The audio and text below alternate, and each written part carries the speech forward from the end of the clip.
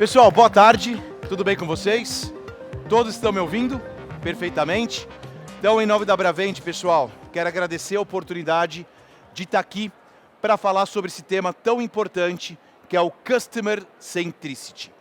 Agora, seguindo os padrões aí de inclusão, né, eu sou do gênero masculino, tenho 1,78 m, cabelos castanhos, sou magro, sou um cara feliz, casado com uma filha de 3 anos e muito empolgado em poder estar aqui para falar um pouquinho para vocês sobre esse tema tão importante e tão relevante aqui para dentro da nossa realidade.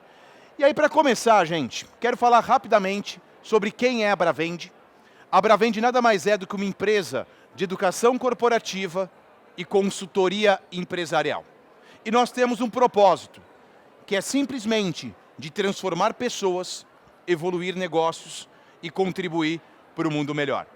Nós temos 17 anos de experiência, já tivemos mais de 350 mil profissionais que já passaram pela nossa metodologia, de mais aí de 600 empresas impactadas. Então, sem perder aqui muito tempo, eu quero iniciar o nosso bate-papo com uma pergunta reflexiva. As reuniões de vocês, não importa se vocês são da área de RH, da área de liderança, ou seja, a área que for, mas as reuniões de vocês têm uma cadeira vazia? Marcel, o que isso efetivamente quer dizer? É simplesmente a gente trabalhar o conceito de quando a gente desenvolver qualquer reunião, a gente pegar a principal posição ali da mesa, deixar uma cadeira vazia. E sabe por que disso? Porque essa cadeira vazia é a cadeira que vai representar o nosso cliente. E qual que é o objetivo disso? É sempre, antes da gente tomar qualquer tipo de decisão, antes da gente definir qualquer estratégia, primeiro, eu olho o que é melhor para o meu cliente, para só então olhar para a minha organização e avaliar qual processo que eu vou utilizar, qual é o modelo de atendimento que eu vou desenvolver, qual a estratégia que eu vou adotar, seja lá a decisão que for. É colocar, literalmente, o cliente no centro de toda e qualquer tomada de decisão. Então, gente, embora eu comentei aqui, o que é uma empresa centrada no cliente? É tudo que é realizado com o objetivo de oferecer essa experiência ao nosso cliente. Mas cabe aqui uma reflexão importante, porque na teoria, isso tem a ver com o nome da minha palestra, todo mundo sabe o que isso quer dizer. Agora na prática, o quanto que nós estamos trabalhando essa cultura de colocar o cliente no centro de toda e qualquer tomada de decisão. E essa, pessoal, é uma estratégia que não tem que apenas ser trabalhada pela alta gestão. Customer Centricity é algo que tem que ser trabalhado por todos nós da organização. Não é um processo, isso é algo que tem que estar dentro do nosso coração.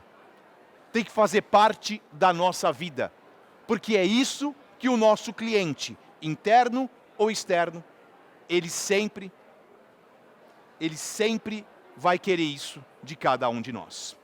Feito isso então, pessoal, até para a gente começar a entender melhor como é que funciona isso, como é que eu posso mensurar com fatos e dados se eu estou adotando essa postura de colocar o cliente no centro de tudo?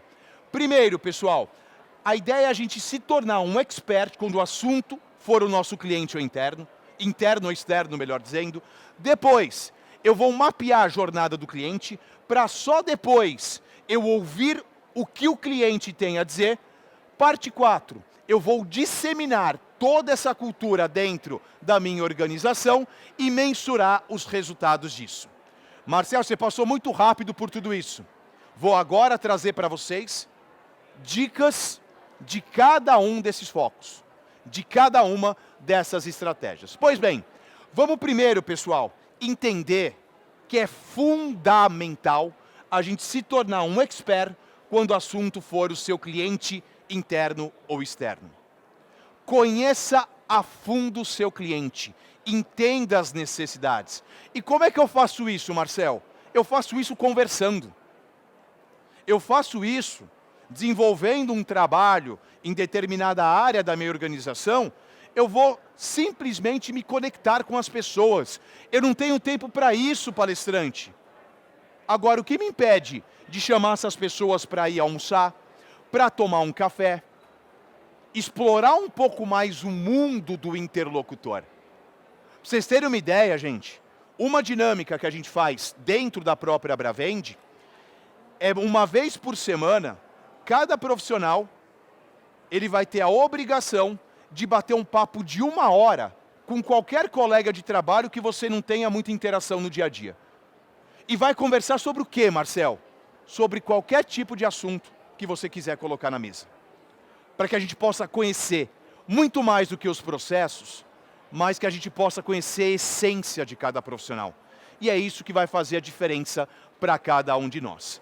Para só então a gente mapear a jornada do cliente com todos os touch points, que são os pontos de contato.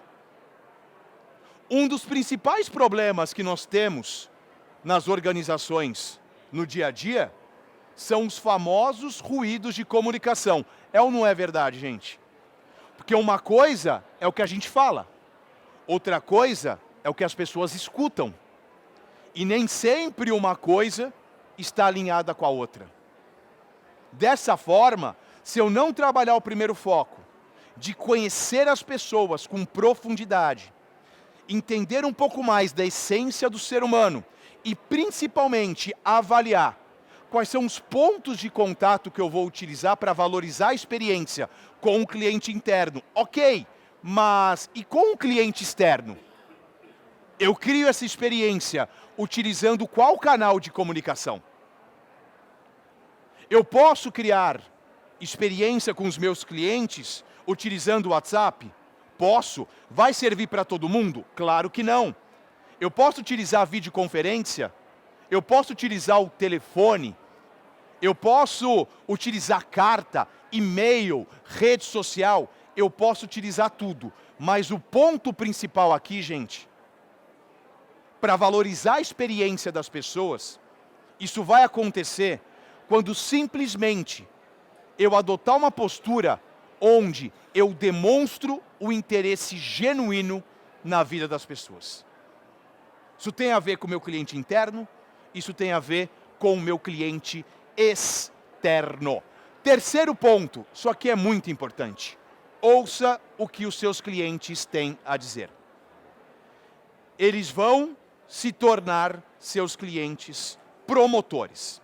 Eles se transformam em seus consultores. Muitos de nós aqui detestam receber feedback. Mas feedback, pessoal, é um presente. E ouvir o nosso cliente é fundamental, porque, vamos pensar, quando eu estou trabalhando a minha rotina, quando eu estou desenvolvendo ali o meu dia a dia, nós somos levados, pessoal, pela pressão, pela correria. E muitas vezes a gente não consegue ver um palmo à frente do nariz. A gente não consegue perceber coisas simples que estão acontecendo porque a gente trabalha no nosso inconsciente. E dessa forma, ouvir o nosso cliente e principalmente pegar esse feedback e transformar em plano de ação é algo que vai valorizar e muito a experiência do nosso interlocutor. Porque muito mais do que prometer para o cliente, vou resolver isso num determinado prazo, não prometa nada, simplesmente faça. Pegue o feedback, trabalhe o que a gente chama de boas práticas, desenvolva as melhorias necessárias e, consequentemente, o cliente vai ver que aquilo que ele trouxe, muitas vezes numa pesquisa de satisfação, se transformou em resultado efetivo. Isso gera valor, isso garante muita credibilidade entre todos os envolvidos. Por que, gente? As pessoas ligam para o atendimento quando elas têm um problema. O ser humano, pessoal, ele tem consciência de que os produtos quebram, de que os sistemas saem do ar, de que as pessoas podem falhar. Todo mundo tem consciência disso. Mas o que a gente não tolera, muitas vezes, é ser sabotado a nível de atendimento. Quantas e quantas vezes a gente tem um problema com qualquer empresa, o que a gente faz? A gente vai lá e liga para sinalizar o problema. Mas o que deixa a gente pé da vida não é o problema ter ocorrido, mas é a forma como as pessoas lidam com esse problema. É o tempo de atendimento, é um passando a bucha para o outro, ninguém resolvendo nada. E nós aqui nos sentindo como? Totalmente desrespeitado. Isso, pessoal, muito se fala nessa feira sobre inteligência artificial. Isso, por enquanto, a inteligência artificial ela não substitui. Que é o calor humano, é a emoção, a energia que a gente pode colocar dentro de todo esse processo. E aí, gente, eu vou disseminar essa cultura customer-centric por toda a minha organização. Como eu falei no início da minha palestra, pessoal, isso não é um processo, isso tem a ver com a nossa alma. É olhar primeiro para o outro, desenvolver essa empatia, para depois a gente pensar em como trabalhar o passo a passo para valorizar quem está do outro lado. E para fazer isso, gente, eu não preciso tirar um coelho da cartola. Eu valorizo a experiência do cliente muitas vezes pela forma que eu olho para as pessoas. Receber o meu cliente com um sorriso no rosto. No telefone, atender as pessoas com um pouco de energia. Ouvir um pouco mais, falar um pouco menos. Não querer ser o dono da verdade. Aprender com quem está do meu lado.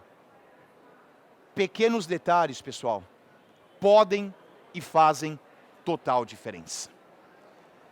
E aí, gente, eu quero trazer alguns cases de sucesso comprovados em relação a gente desenvolver de forma positiva essa experiência do cliente. E quero trazer aqui, ó, primeiro dessa empresa aqui da Zappos.com, que eles adotaram uma política de 365 dias de retorno em cima de qualquer compra feita pelo cliente, com frete grátis. Qual é a ideia e a estratégia que estava por trás disso daí? Dar total liberdade para o cliente tomar decisão, e se o cliente não gostar do produto, se o cliente não valorizar a experiência, ele pode devolver o produto a hora que ele quiser. Entre nós, gente, o quanto isso gera de atenção, o quanto isso gera de credibilidade. Cliente, ele não se sente refém do processo. Ele se sente reconhecido. A empresa, a companhia está pensando naquela organização, colocando as pessoas à frente de todo o processo. E tem um último case que eu adoro falar, é sobre o caso Nubank. Embora a própria Nubank está passando por alguns problemas aí, mas esse case foi muito interessante, pessoal, porque teve um determinado cliente que ligou para a Nubank simplesmente informando que o cachorro dele engoliu o cartão de crédito que estava em cima ali do braço do sofá. E pediu um novo cartão. Iria pagar a tarifa. Problema nenhum da empresa. Agora, o que a Nubank fez para valorizar a experiência do cliente? Enviou o novo cartão para esse cliente, só que além do novo cartão, eles enviaram também um brinquedinho de morder para o cachorro daquela pessoa. Com uma carta. Ó, receba aqui o seu cartão e receba esse agrado também para o seu cãozinho, para valorizar a experiência de toda a família. A nível de custo, pessoal, o brinquedo do cachorro custou muito mais do que fazer o cartão. Mas o quanto essa pequena atitude fidelizou aquele cliente. O quanto aquela pessoa virou promotor dessa marca. E vendeu a Nubank para outras pessoas, sejam elas qual for. O departamento precisou da assinatura do CEO para tomar essa atitude? Não. A área responsável tinha lá um orçamento e teve autonomia de, a partir do momento que a gente pensa no cliente, as pessoas adotam essa postura, um pequeno ato faz toda a diferença. E as coisas, a partir daí, elas passam sempre a conspirar cada vez mais a favor daquele que coloca as pessoas em primeiro lugar. Tenho 8 segundos aqui, agradeço a atenção de todos, espero literalmente encontrá-los em breve. E para fechar, pessoal, estava até me esquecendo aqui, tenho só algumas pequenas dicas para mostrar como é que a gente pode efetivamente mensurar o resultado. Pesquisa de satisfação, taxa de retenção de funcionário. A partir do momento que a gente adota essa postura de colocar as pessoas no centro, o envolvimento dos funcionários em cada uma das ações, trabalhar os indicadores de desempenho específico e o quanto a gente cresceu com isso. Feito isso, gente, é só a gente parar e pensar. O que a gente faz bem para oferecer uma ótima experiência para o cliente? Ao mesmo tempo, vamos ter consciência o que podemos melhorar na experiência do cliente e qual vai ser o nosso plano de ação. É potencializar aquilo que está bom e trabalhar um plano de ação para acelerar aquilo que precisa melhorar. Muito obrigado, sucesso a todos e até uma próxima oportunidade.